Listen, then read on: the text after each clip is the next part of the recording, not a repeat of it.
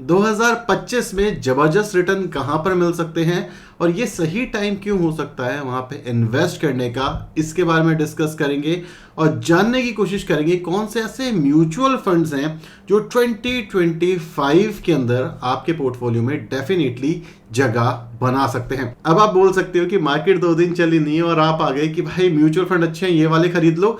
ये 3 वीडियो देख लेना जो आपकी स्क्रीन के ऊपर आ रही हैं, तो आपको समझ आ जाएगा कि जब हमारे जीडीपी के नंबर आए थे तब भी हमने डिस्कस किया था कि भाई बाजार गिरेगा। इस वाली वीडियो के अंदर करीब 6-7 महीने पहले ही हमने डिस्कस किया था 2025 में बाजार गिरेगा। इस वाली वीडियो के अंदर हमने डिस्कस किया था कि भाई इलेक्शन के बाद बाजार गिरेगा। और उसके बाद आप देख सकते हो जो उन वीडियो के अंदर डिस्कशन हुआ है, आपको कहीं ना कहीं वो चीज होते हुए दिख रही है, कहीं पे थोड़ी ज्यादा कहीं पे थोड़ी कम। क्या इसको हमने प्रेडिक्ट किया था? नहीं, ये प्रेडिक्शन नहीं थी, ये बेसिक एनालिसिस थी जो हमें डेटा बता रहा था, जो हमें मार्केट का सेंटिमेंट उस समय पे बता रहा था। यूट्यूब के ऊपर अवेलेबल है, चैनल के ऊपर अवेलेबल है, आप देख सकते हो। और इसी तरीके का कुछ डेटा है जो इस समय पे हमें ये बता रहा है कि कुछ ऐसे सेगमेंट है जो बहुत ही ज्यादा अट्रैक्टिव हो चुके हैं। अगर आप लास्ट की 2 वीडियोस देखोगे मेरी, तो उसके अंदर हमने कुछ स्टॉक्स के और म्यूचुअल फंड्स के नाम शेयर करे थे। कुछ और म्यूचुअल फंड्स भी हैं जो आपकी नजरों में फॉर श्योर होने चाहिए अगर आप 5 साल, 6 साल, 10 साल के लिए इन्वेस्ट करना चाहते हो, या आप अगले 1 से 2 साल के लिए इन्वेस्ट करना चाहते हो। ये म्यूचुअल फंड्स काफी ज्यादा अट्रैक्टिव वैल्यूएशंस के आसपास आ चुके हैं और जो हमारी गवर्नमेंट करना चाहती है उसके साथ अलाइन भी होते हैं। सो बिना टाइम वेस्ट करे डायरेक्टली चलते हैं वीडियो की साइड। सो म्यूचुअल फंड के नाम जानने से ज्यादा इंपॉर्टेंट है कि ये चीज चलेगी क्यों, ये समझना जरूरी है। बिकॉज माइक्रो और मैक्रो सेंटिमेंट, ये 3 चीजें ऐसी होती हैं जो मेनली ड्राइव करती हैं किसी भी इंडस्ट्री को ऊपर ले जाने में। ठीक है, जैसे पीएसयू और डिफेंस क्यों गए थे? क्योंकि हमारे मोदी जी चाहते थे, हमारी गवर्नमेंट चाहती थी, इस वजह से वो ऊपर गए थे। अब सेम तरीके की सेंटिमेंट इस समय पे बन रहे हैं, तो सबसे पहले आपको वो समझना है। तो अगर आप करंट बजट देखोगे तो वहां पे आपको कुछ इंपॉर्टेंट चीज नोटिस करनी चाहिए थी। सबसे पहली चीज, जो हमारी जीडीपी के नंबर है वो कोशिश की जा रही है कि भाई वो ऊपर रहे, तो सबसे इंपॉर्टेंट चीज है, इसके ऊपर आप ध्यान रखो। दूसरी जो सबसे इंपॉर्टेंट चीज है कि हमारे जो टैक्स स्लैब है वो कंसिस्टेंट रखे गए, लेकिन उसी के साथ साथ हमें रिबेट दे दी गई है, तो इससे क्या होगा, आपका ज्यादा पैसा बचेगा। तीसरी चीज, और ये सबसे इंपॉर्टेंट चीज है, जब मैं ये वीडियो बना रहा हूं ये रात के करीब 3:30 बज रहे हैं, मुझे नहीं पता रेट कट हुआ है आज की डेट में या फिर नहीं हुआ है, लेकिन अगर यहां पे रेट कट होता है तो ये तीसरा ट्रिगर पॉइंट भी है जो आपको ये बता सकता है कि हमारी गवर्नमेंट क्या चाहती है। अब हमारी गवर्नमेंट कंजम्पशन बढ़ाना चाहती है। अगर आप देखोगे गवर्नमेंट के पास इस समय पे इतना पैसा नहीं है कि वो कोई भी एक्सपेंडिचर में ज्यादा पैसा एलोकेट कर पाए। तो लास्ट बजट में जितना पैसा एलोकेट किया गया था, सेम ही पैसा इस बजट के अंदर भी एलोकेट किया गया है। सो एक्सपेंडिचर के लेवल पे एज सच आपको बहुत मेजर ग्रोथ नहीं देखने को मिल रही। तो यहाँ पे जो हमारी गवर्नमेंट है वो ये भी चाहती है कि जो प्राइवेट प्लेयर्स हैं वो भी कंजम्पशन में हेल्प करें, वो भी नेक्स्ट लेवल ऑफ ग्रोथ के अंदर हेल्प करें। तो 4 मेजर पॉइंट्स आई होप आपने नोट कर लिए होंगे। अब ये चारों के चारों पॉइंट है, अगर आप को रिलेट करोगे तो आपको कुछ ऐसे सेगमेंट्स मिलेंगे जो हाई ग्रोथ है और कुछ ऐसे सेगमेंट मिलेंगे जहां पे आपको रैली बहुत जल्दी आते हुए देखने को मिल सकती है। सबसे पहली चीज जो हमें रिबेट मिली, उससे क्या होगा, उससे कंजम्पशन बढ़ेगी, उससे ज्यादा से ज्यादा लोग चीजें खरीदेंगे, जिससे हमारी जीडीपी बढ़ेगी। और जब हमारी जीडीपी बढ़ेगी तो लोगों की जो सैलरी है वो भी धीरे धीरे करके बढ़ सकती है। मोस्ट प्रॉब्ली ये सिनेरियो बनाने की कोशिश की जा रही है। तो उसके बाद आपको क्या समझ आया कि कहां पे सबसे इंपॉर्टेंट ग्रोथ होगी? अगर आप थोड़े से इंटेलिजेंट हो तो आप अभी तक समझ चुके होंगे, वो है कंज्यूमर ड्यूरेबल। तो सबसे पहला जो म्यूचुअल फंड है जो आपकी नजर में होना चाहिए वो है कोटक कंज्यूमर फंड। मेरे हिसाब से एक अच्छा फंड है, एक low risk high growth type का ये फंड आप मान सकते हो। कंजम्पशन जो होती है वो बहुत ज्यादा एक्स्ट्राऑर्डिनरी हाई नहीं होती, लेकिन ये हाई वॉलेटिलिटी से आपको बचाती है क्योंकि कंजम्पशन एक प्रेडिक्टेबल ग्रोथ के साथ आती है। कोटक का मैंने एक एग्जांपल लिया है, आपको जो भी म्यूचुअल फंड पसंद हो आप उस म्यूचुअल फंड के अंदर जाकर के इन्वेस्ट कर सकते हो अगर आप चाहो। क्यों?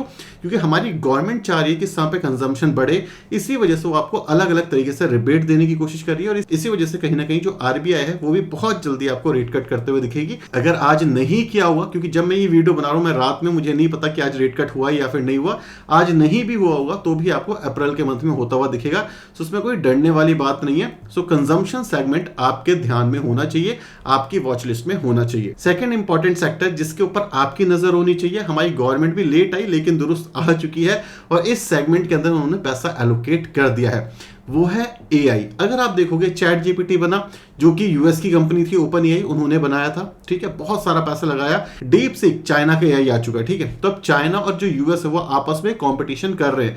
और आप देखोगे इंडिया दूर दूर तक अभी तक एग्जिस्ट नहीं करता था, लेकिन फाइनली पहली बार हमारे बजट के अंदर एआई के ऊपर पैसा एलोकेट किया गया है। और जो एआई है ना, वो नेक्स्ट जनरेशन टेक्नोलॉजी है। और एआई अभी तक ऐसा लग रहा था कि एक तरीके का जुमला है, जैसे आप कह सकते हो बिटकॉइन या कुछ और था, लेकिन आप ये मानो एआई अब हमारी लाइफ का एक पार्ट बन चुका है। चाहे आप चैट जीपीटी यूज करते हो, चाहे आप कोपायलट यूज करते हो, चाहे आप गिट लेंस यूज करते हो, चाहे आप डीप सीक यूज करते हो, हर जगह एआई ऑलरेडी आ चुका है। इवन आपके मोबाइल्स के अंदर भी एआई आ चुका है। और जो एआई है वो आने वाले 5 से 7 साल तक आपके साथ रहने वाला है और दबा के पैसा बनाने वाला है। अगर आप याद करोगे सन 2000 के आसपास काफी सारी इंटरनेट बेस्ड कंपनी आई थी, लेकिन उसके अंदर सर्वाइव कुछ कर पाई, राइट। तो इसलिए अगर आप सिर्फ एआई के ऊपर बेट लेना चाहते हो तो कौन सी कंपनी सर्वाइव करेगी ये पता करना बहुत ज्यादा मुश्किल है। इसीलिए म्यूचुअल फंड एक अच्छा ऑल्टरनेटिव हो सकता है। प्रॉब्लम यह है कि इंडिया के अंदर कोई ऐसा म्यूचुअल फंड नहीं जो डायरेक्ट एआई के अंदर एक्सपोजर ले। इंडिया में ऐसी कोई कंपनी है ही नहीं जो डायरेक्टली एआई के ऊपर काम कर रही है। कोई बैकएंड सर्विस प्रोवाइड कर रही है, कोई कुछ और कर रही है, लेकिन डायरेक्ट एआई के ऊपर काम करती हुई कंपनी नहीं दिखेगी। इसलिए उस केस के अंदर हमें फंड ऑफ फंड की हेल्प लेनी पड़ेगी। फंड ऑफ फंड मुझे पर्सनली बिल्कुल पसंद नहीं है, लेकिन एक ही ऑप्शन है, वो है fund of fund as of now. और वो फंड ऑफ फंड है Mirae asset global artificial intelligent technology ETF fund of fund, ठीक है। अगर आप देखोगे ये फंड जो है ये काफी अच्छा काम कर रहा है। अगर आप देखोगे अच्छा खासा ऊपर जा रहा है, 6 महीने में देख लो ऊपर की साइड गया, 1 साल में देख लो ऊपर की साइड गया। इवन जो हमारी मार्केट है वो नीचे जा रहा है, लेकिन जो ये वाला फंड है ये ऊपर जा रहा है। क्यों जा रहा है? बिकॉज आर्टिफिशियल इंटेलिजेंट एक नेक्स्ट जनरेशन चीज है, अगले 5 से 6 साल तक ये रहने वाली है। सो या तो आप फंडो फंड के थ्रू इन्वेस्ट कर सकते हो। सेकेंड ऑप्शन है कि आप डायरेक्ट यूएस इन्वेस्टिंग शुरू कर सकते हो। ये करना थोड़ा सा ट्रिकी हो जाता है, काफी अलग अलग वेबसाइट्स होती है जिसके थ्रू आप करते हो। मैं इंटरेक्टिव ब्रोकर के थ्रू करते हो, अगर आप चाहो तो वहां पे कर सकते हो। थोड़ा कॉम्प्लेक्स प्रोसीजर है, लेकिन अच्छा है, सेफ्टी आपको वहां पे टॉप नॉच दिखती है। वहां पे कुछ स्टॉक्स हैं जो आपकी नजरों में फॉर श्योर हो सकते हैं अगर आपको सेफ्टी प्लस ग्रोथ चाहिए। सबसे पहला है टेस्ला। टेस्ला एक अच्छे वैल्यूएशन के आसपास है। कभी मैंने यूएस स्टॉक के बारे में बात नहीं करी, लेकिन टेस्ला मेरे खुद के पोर्टफोलियो में है, शानदार रिटर्न दिए हैं उसने। तो टेस्ला आपके ध्यान में होना चाहिए, बिकॉज यूएस गवर्नमेंट के अंदर जो एलॉन मस्क है वो एक मेजर रोल अदा कर रहे हैं। तो टेस्ला आपके पोर्टफोलियो में हो सकता है। सेकेंड स्टॉक जो आपके पास फॉर श्योर होना चाहिए वो है अमेजॉन। अब अमेजॉन जो है वो अलग है। अगर आप सिर्फ ई कॉमर्स जानते हो तो अमेजॉन सिर्फ ई कॉमर्स नहीं है, ई कॉमर्स से बहुत बड़ा बिजनेस है उसका, जो कि है क्लाउड सर्विसेज का। और क्लाउड सर्विसेज इस समय पे प्रेजेंटली बहुत ज्यादा यूज हो रही है, जिसको हम S3 के नाम से भी जानते हैं, ठीक है। सो टेस्ला, अमेजॉन, माइक्रोसॉफ्ट आप कंसीडर कर सकते हो, चाहो तो गूगल कंसीडर कर सकते हो। ये टॉप कंपनीज हैं, इसके बारे में आपको डेटा भी इजीली अवेलेबल हो जाएगा। सो या तो आप फंडो फंड के ETF म्यूचुअल फंड या कुछ ऐसी कंपनीज पिक कर सकते हो जो कि आने वाले 5 से 6 साल तक सर्वाइव करने वाली है, ठीक है। तो ये 2 म्यूचुअल फंड भी आपकी नजर में होना चाहिए। तीसरा म्यूचुअल फंड जो कि यूएस से ही रिलेटेड है वो है नैस्डैक।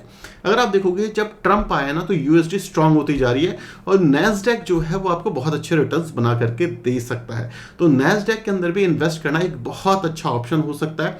नैस्डैक में भी इन्वेस्ट कैसे कर सकते हो? अगर आप चाहो तो नैस्डैक का म्यूचुअल फंड आता है जो कि एक तरीके का फंड ऑफ फंड्स ही है, तो उसके थ्रू भी इन्वेस्ट कर सकते हो। दूसरा ऑप्शन जो मैं पर्सनली खुद ट्राई करता हूं वो है वहां के खुद के ETF लेना। अब वहां पे ETF लेने के बहुत अलग फायदे हैं। क्या फायदे हैं कि आप डायरेक्टली पहली चीज तो INR को USD में कन्वर्ट करवाते हो। इंटरेक्टिव ब्रोकर के लिए आपको USD में कन्वर्ट करवाना पड़ेगा। सो जब तक आपका पैसा वहां पे लगा रहेगा आपको 3 से 4% एप्रिसिएशन डायरेक्टली मिलेगी। क्यों? क्योंकि जो INR है वो 3% डेप्रिशिएट होता है और USD 3% एप्रिशिएट होता है INR के अगेंस्ट। तो 2 से 3% एवरेज रिटर्न आप मान लो ये तो मिलने ही वाले हैं, ये कहीं नहीं जा रहे। दूसरी चीज वहां पे जाके आप डायरेक्टली इन्वेस्ट कर सकते हो। ETF के अंदर भी बहुत सारे ETFs वहां पे अवेलेबल होते हैं। वैनगार्ड के बहुत सारे ETF हैं जो अवेलेबल होते हैं इंटरेक्टिव ब्रोकर के अंदर। सो वहां पे जाकर के भी आप इन्वेस्ट कर सकते हो, ठीक है। तो ये चीज आई होप अभी तक क्लियर हो गई होगी। कहने के लिए तो 2 कैटेगरी बताई है, लेकिन बहुत सारे म्यूचुअल फंड ऑलरेडी डिस्कस हो चुके। लेकिन इसके बावजूद मैं आपको एक और बताता हूं जो बहुत ज्यादा इंपॉर्टेंट है, जिसके ऊपर आपकी नजर होनी चाहिए। वो है हमारा बैंक निफ्टी। देखो बैंक निफ्टी आज से नहीं कह रहा, शायद मैं 5-6 महीने हो चुके हैं कहते हुए, और अभी तक चला नहीं है। क्यों नहीं चला? इंटरेस्ट रेट कट नहीं हो रहे, तो ये नहीं चलेगा। ये याद रखना, जब तक इंटरेस्ट रेट कट नहीं होंगे जब तक नहीं चलेगा। लेकिन यहां पे एक बहुत अच्छा स्कोप है। लास्ट 5 साल के अंदर बैंक निफ्टी ने कोई भी खास रिटर्न नहीं दिए हैं। इंडिया जब रिकवर करेगा इन्फ्लेशन और बाकी सारी मारों से, जब ये जूझ करके फ्री हो जाएगा, सो बैंक्स आपको नेक्स्ट लेवल ऑफ ग्रोथ में हेल्प करने वाली। इवन मुझे लगता है निफ्टी 50 से भी ज्यादा रिटर्न बैंक निफ्टी आपको देगा। इसके चाहे आप म्यूचुअल फंड खरीदना चाहो तो खरीद सकते हो, और ETF खरीदना चाहो तो खरीद सकते हो। डेफिनेटली कोई बाइंग और सेलिंग रिकमेंडेशन नहीं है, लेकिन ये कुछ ऐसे सेगमेंट हैं जो आने वाले टाइम पे ताबड़तोड़ तरीके से रिटर्न बनाते हुए आपको दिख सकते हैं, अगर सेंटिमेंट चेंज ना हो। देखो AI वाला तो फॉर श्योर मुझे लगता है बनाते हुए दिखेगा, जिस हिसाब से हमारी पूरी दुनिया चेंज हो रही है, AI के आसपास ही पूरी तरीके से इवॉल्व हो रही है। कंज्यूमर और बैंकिंग ये तो ऐसे हैं कि अगर इंडिया ग्रो करेगा तो ये वाले म्यूचुअल फंड्स ग्रो करेंगे ही करेंगे।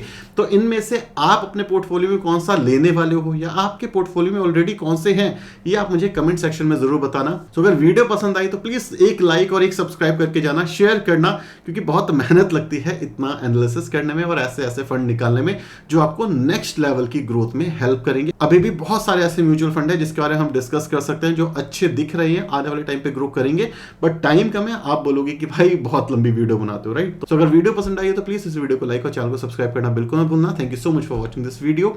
Tata, bye, signing of.